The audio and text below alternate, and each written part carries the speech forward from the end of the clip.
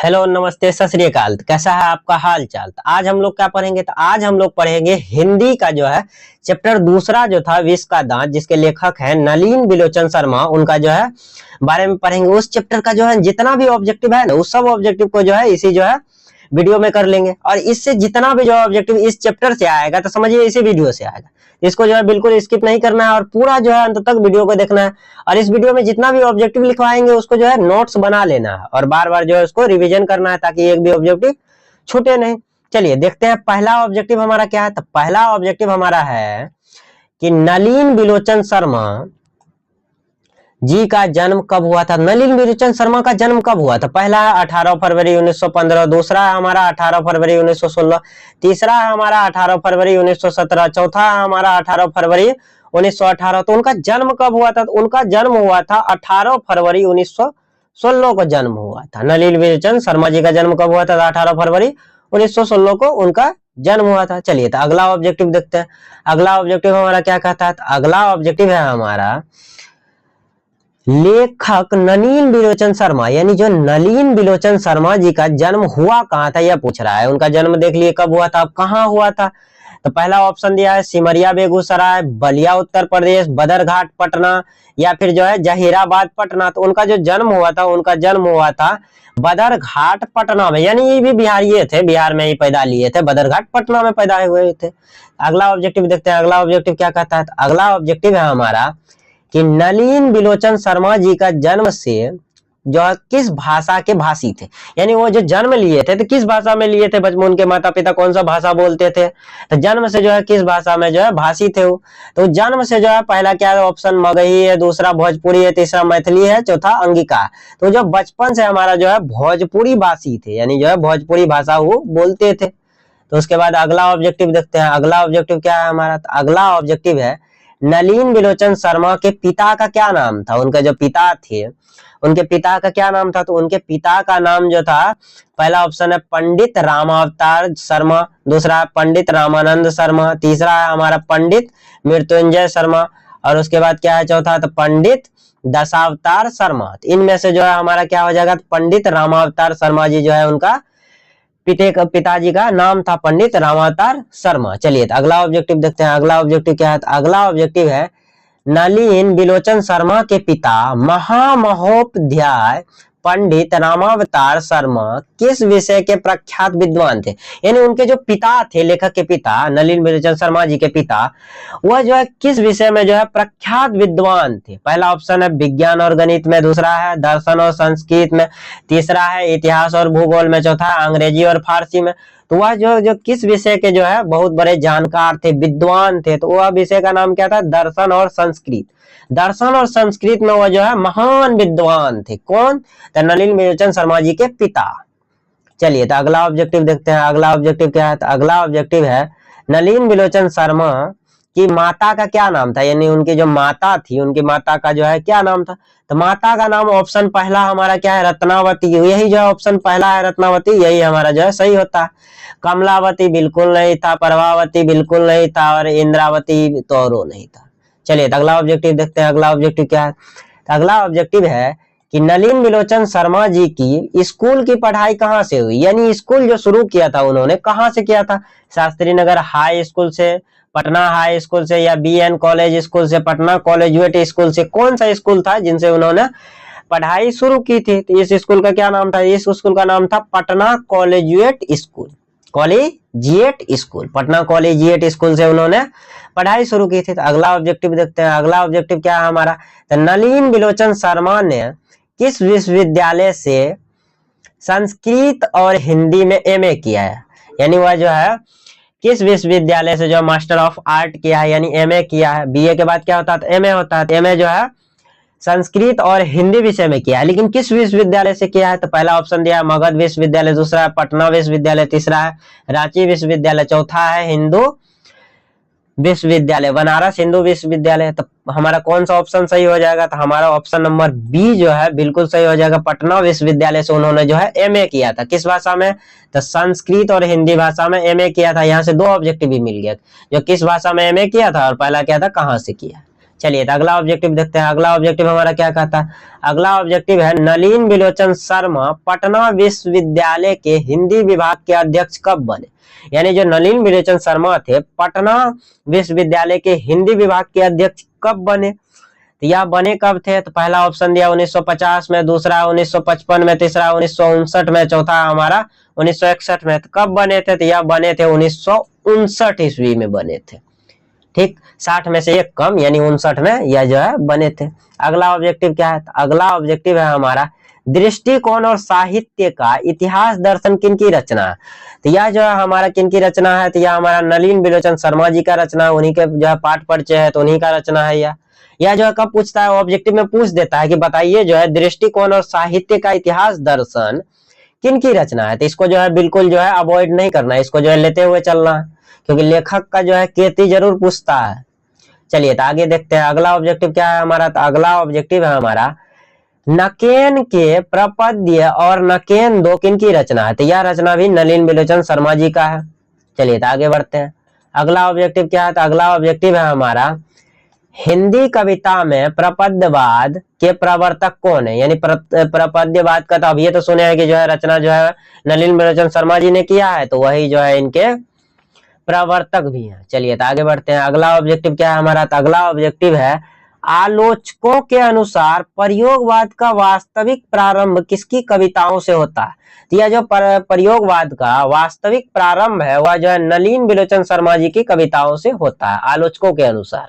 यानी जो आलोचक है, जो आलोचना करते हैं, उनका कहना है कि प्रयोगवाद का जो वास्तविक आरंभ है वो नलिन बिलोचन शर्मा जी का कविताओं से आरंभ होता है। तो अगला ऑब्जेक्टिव देखते हैं। अगला ऑब्जेक्टिव क्या है हमारा? तो अगला ऑब्जेक्टिव है कि नलिन बिलोचन शर्मा जी का मृत्यु कब हुआ था? यानी जो है किस समय जो है उनकी मृत्यु हुई थी? पहला ऑप्शन है 12 सितंबर 1961, दूसरा है 14 सितंबर 1961, तीसरा हमारा 16 सितंबर 1961 और चौथा और अंतिम है हमारा 18 सितंबर 1961। तो ऑप्शन हमारा क्या हो जाएगा? तो ऑप्शन नंबर हमारा जो है ए बिल्कुल सही हो जाए, ए।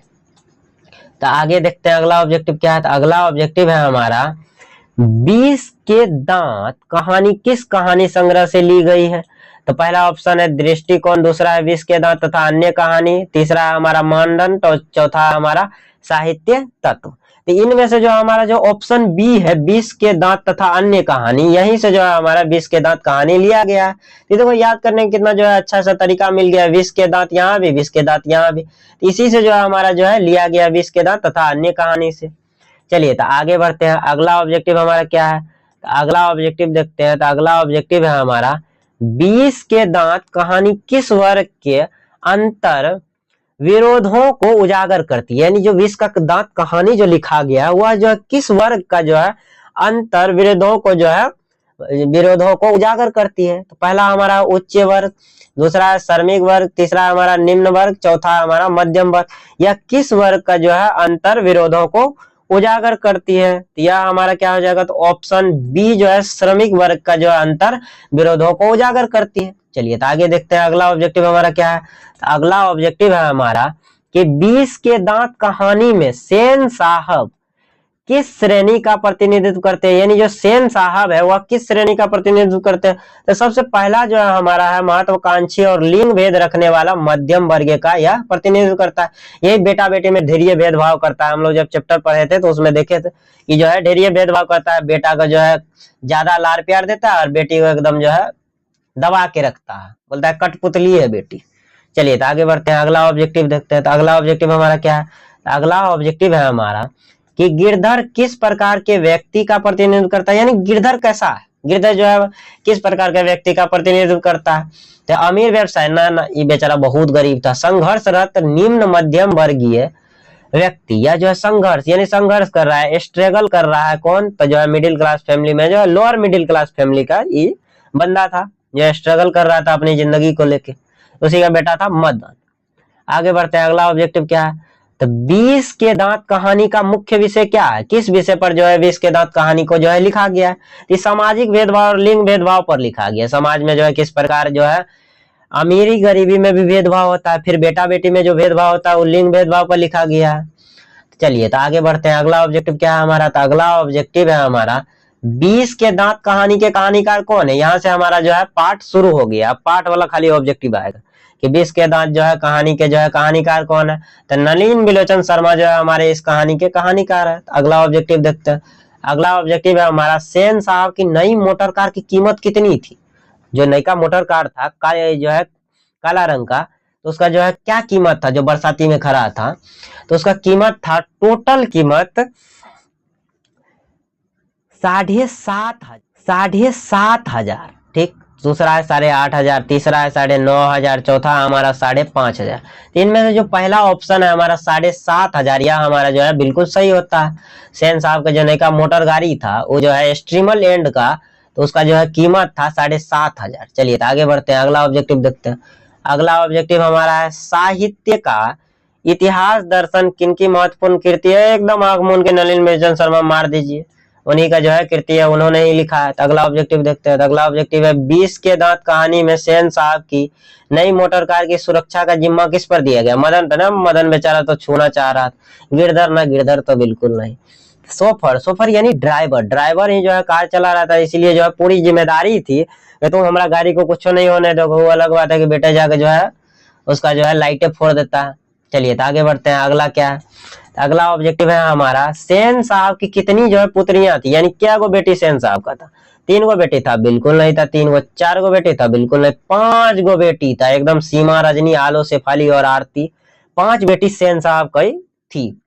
देखो बताओ, 5 बेटी 1 बेटा, 6 गो हो गया टोटल। तो आगे बढ़ते हैं, अगला क्या है हमारा, जनसंख्या वृद्धि भी इस पाठ में जो है बताया गया है।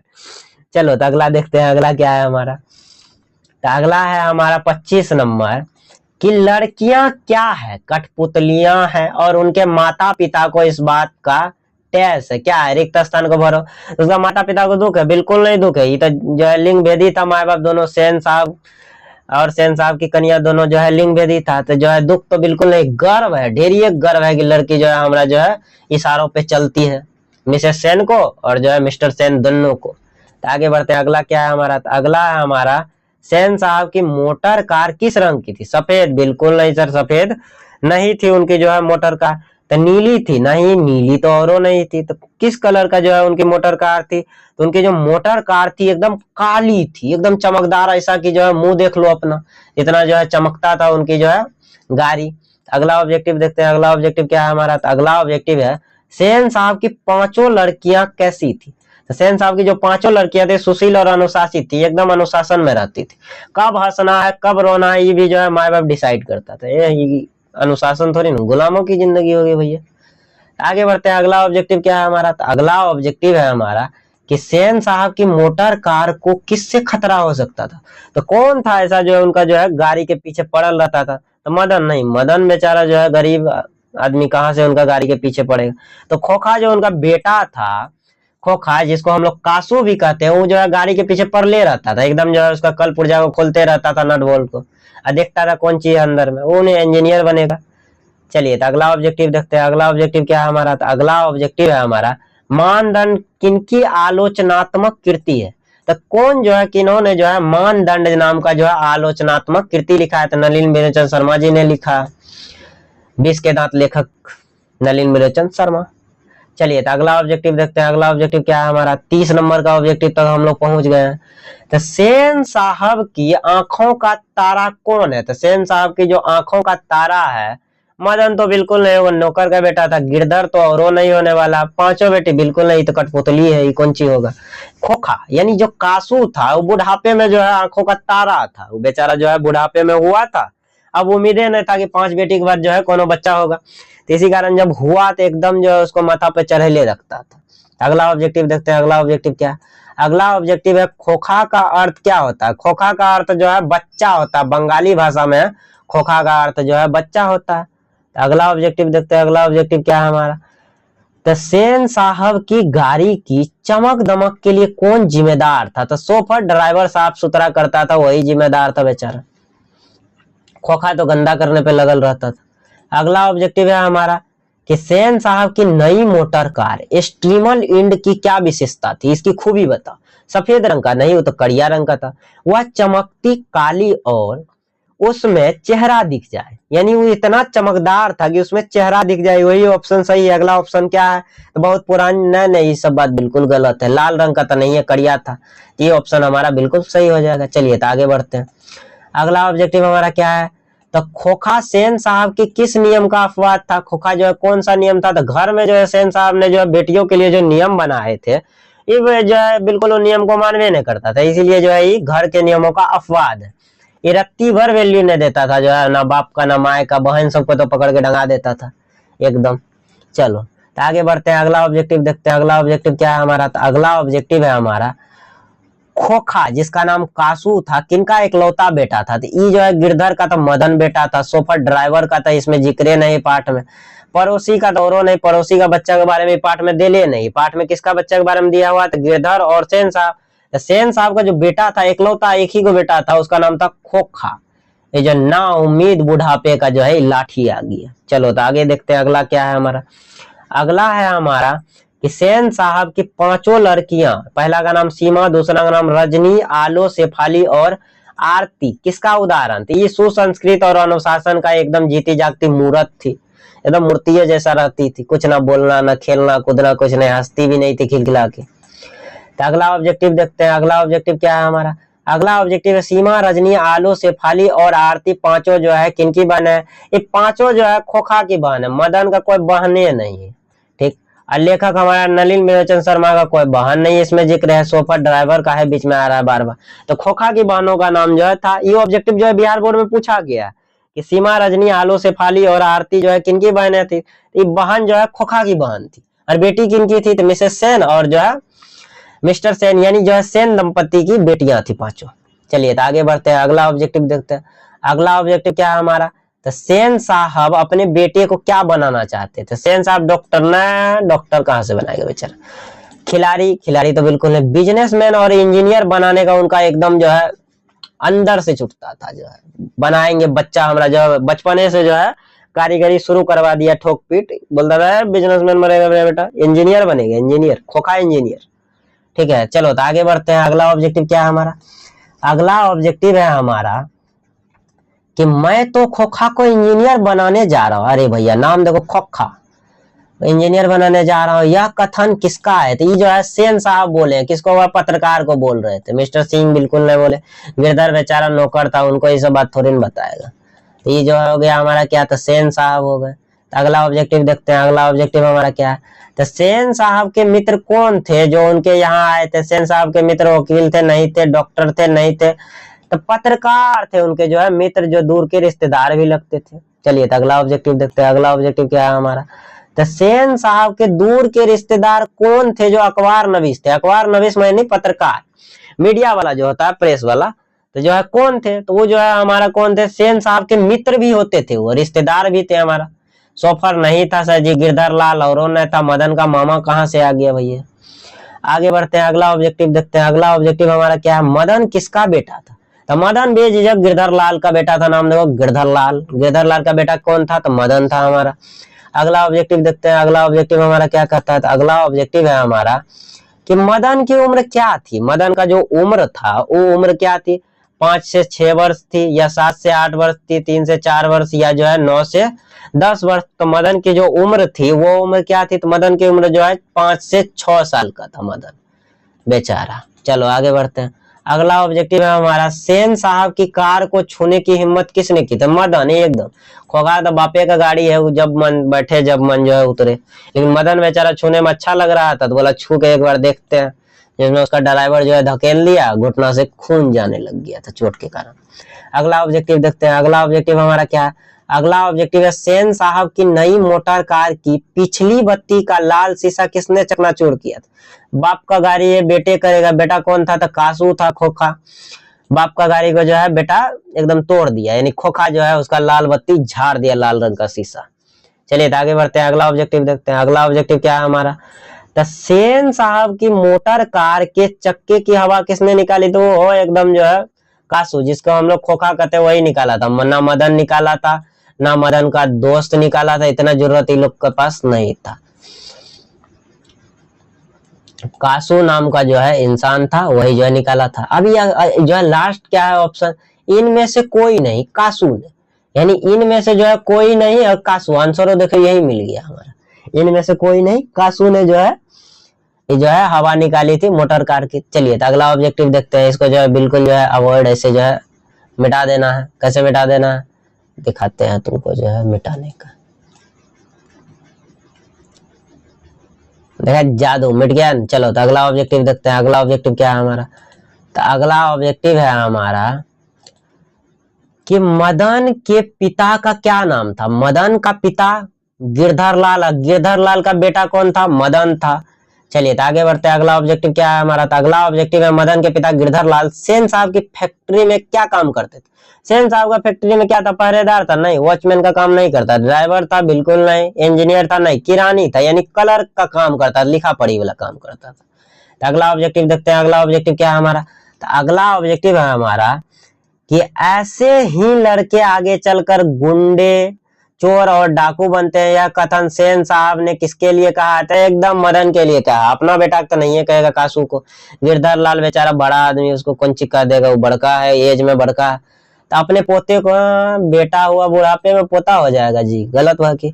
तो मदन के लिए जो है ये प्रयोग किया है। तो अगला ऑब्जेक्टिव देखते हैं, अगला ऑब्जेक्टिव क्या है हमारा।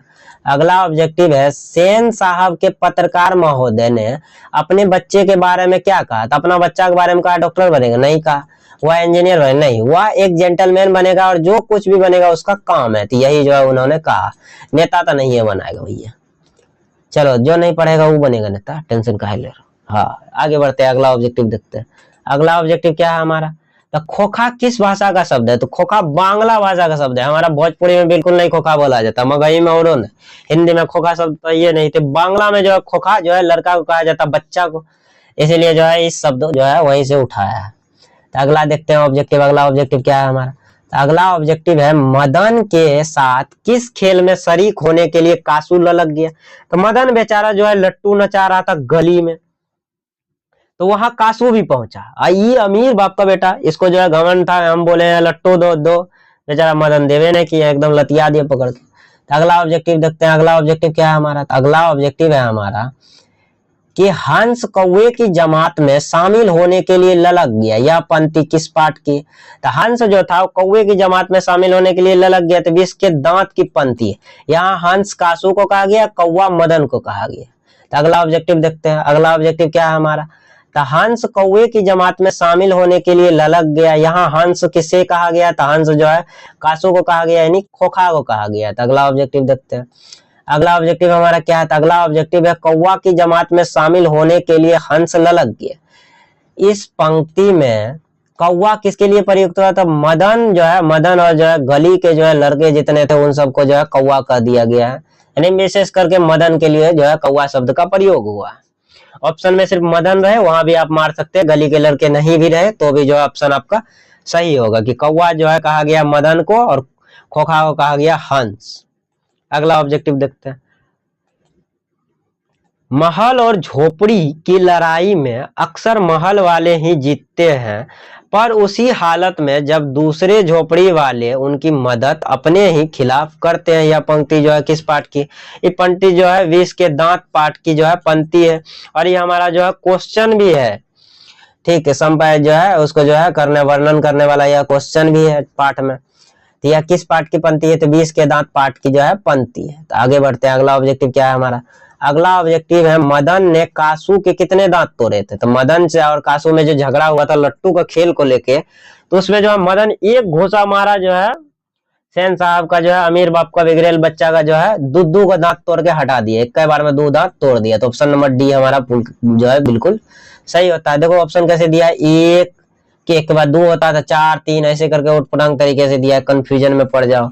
लेकिन हमारा ऑप्शन क्या होगा, 2 जहां दिखे मार देना पकड़ के। अगला ऑब्जेक्टिव देखते हैं, अगला ऑब्जेक्टिव क्या है हमारा। 20 के दांत पाठ की विधा क्या है। तो किस विधा में लिखी गई, निबंध है, व्यक्ति चित्र है, कविता है, कहानी है। एक कहानी है, 20 के दांत कहानी है, क्योंकि इसमें पात्र है। कहानी में क्या होता है, कहानी में हमारा पात्र होता है, तो इसमें पात्र है, पात्र मतलब कैरेक्टर है। ठीक, आगे देखते हैं अगला क्या है हमारा। अगला ऑब्जेक्टिव है 20 के दांत कहानी किसके भीतर लिंग भेद जैसे कुसंस्कार छिपे हुए हैं। तो 20 का दांत जो कहानी है तो उसमें जो है सेन साहब जैसे जो है मध्य वर्ग के जो है भीतर जो है लिंग भेद छुपल है, यानी बेटा बेटी में भेदभाव। लिंग भेद क्या हुआ, लड़का लड़की में जो भेदभाव करता है उसको हम लोग लिंग भेद कह देते हैं, या किसी भी जेंडर के प्रति जो भेदभाव हुआ लिंग के आधारित भेदभाव को हम लोग कह देते हैं लिंग भेदभाव। ये सेन साहब बहुत करता था, बेटी का जो है कम में फ्रीडम और बेटा का एकदम फ्रीडम है फ्रीडम। अगला देखते हैं, तो 20 के दांत कहानी का नायक कौन है, मदन है, एकदम मदन है तो जो है दुद्दू का दांत तोड़ा था तो मदन है। तो अगला ऑब्जेक्टिव देखते हैं, तो अगला ऑब्जेक्टिव है हमारा कि 20 के दांत कहानी में मदन किसका बेटा है, दुद्दू बार आ गया तो ये हो जाएगा हमारा गिरधर लाल का बेटा। ठीक, मदन गिरधर लाल का बेटा, मदन का बाप गिरधर लाल है। तो अगला ऑब्जेक्टिव देखते हैं, अगला ऑब्जेक्टिव है मदन अक्सर किसके हाथों से पिटता था, तो ये अपना पिता के हाथ से पिट जाता था, यानी गिरधर लाल बहुत डंगाता था इसको क्योंकि बदमाश बहुत था, बदमाशी करता था और जानबूझ के सेन साहब अपना बेटा के चक्कर में खिला देता था मार। चलो तो अगला ऑब्जेक्टिव देखते हैं, अगला ऑब्जेक्टिव क्या है हमारा, तो मदन के लिए क्या खाना मामूली बात थी, मिठाई। गरीब आदमी कहाँ से मिठाई खाएगा जी, मार, मार भी नहीं, अच्छा मार, बाप उसको जो है पकड़ के डंगा देता, मार गलत कैसे हो जाएगा, रोटी बेचारा न, फल ये सब जो आम बात नहीं था, मार खाना उसके लिए आम बात हो जाता था, वो बेचारा जो है पिटते रहता था।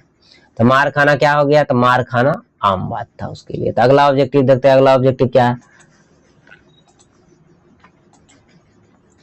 गिरधर लाल को सेन साहब ने नौकरी से क्यों निकाला, मदन द्वारा कार छूने पर नहीं, वो बात जो है दब गया था, मदन और कासू की लड़ाई के कारण उसको जो है नौकरी पे निकाल दिया नौकरी से। तो अगला ऑब्जेक्टिव देखते हैं, अगला ऑब्जेक्टिव क्या है हमारा, तो खोखा के दांत तोड़ने के बाद जब मदन घर गया तो पिता गिरधर ने उसके साथ कैसा व्यवहार किया था, दांत तोड़ने के बाद बेटा गया तो बेटा लगा पप्पा हमारा जो है पप्पा डंगाएंगे पकड़ के, लेकिन पप्पा उसे जो है बहुत पिटा, नहीं मारे तो उसे घर से निकाल दिया, नहीं उसको घर से भी नहीं निकाले, गले लगाया और चावे से दिया, अब्बा बेटा अब्बा, तो ने खोखा के दो दो दांत तोड़ डाले।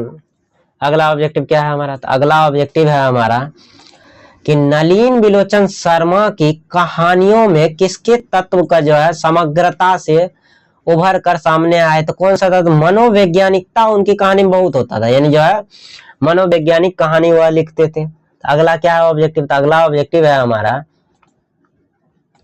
20 के दांत कहानी कैसी कहानी है, तो यह एक जो है हमारा मनोवैज्ञानिक कहानी है। ठीक है, अगला ऑब्जेक्टिव देखते हैं, तो अगला ऑब्जेक्टिव क्या है, 20 के दांत कहानी का मुख्य पात्र कौन है, तो 20 के दांत कहानी का मुख्य पात्र मदन ही है, इस कहानी का नायक भी मदन है, सब कुछ मदन ही है बेचारा। ठीक, अगला ऑब्जेक्टिव देखते हैं, अगला ऑब्जेक्टिव क्या है हमारा, तो 20 के दांत पाठ में कासू किसका नाम है, तो कासू हमारा खोखा का नाम, खोखा, बाप जो है लाड़ से प्यार से खोखा बोलता था, असली नाम उसका कासू था। अगला देखते हैं, 20 के दांत कहानी का अंत कैसा है, तो मनोवैज्ञानिक और प्रभावशाली। यह आपका जो है चैप्टर दूसरा जो है पूरी तरह यहाँ जो है समाप्त होता है।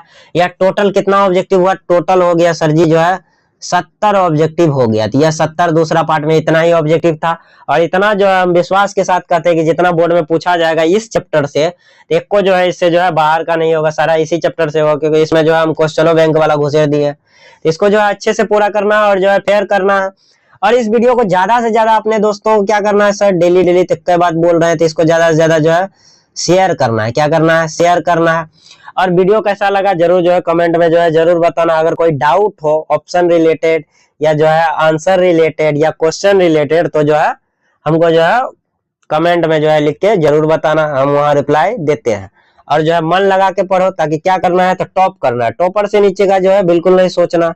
टॉपर से नीचे का सोच रहा हो तो मतलब समझ जाओ जो है हिम्मत हार चुके हैं। अब पहले से सोच लिए बेचारा जो है कम से कम पास हो जाए, तो ऐसा नहीं करना है। टॉपर से नीचे का कोई बात नहीं होनी चाहिए। ठीक, तो आज के लिए जो है इतना ही रहने देते हैं। मिलते हैं जो है अगली क्लास में ही मिलेंगे आप अगले वीडियो में। तब तक के लिए जो है bye bye, tata, see you, फिर मिलेंगे चलते चलते।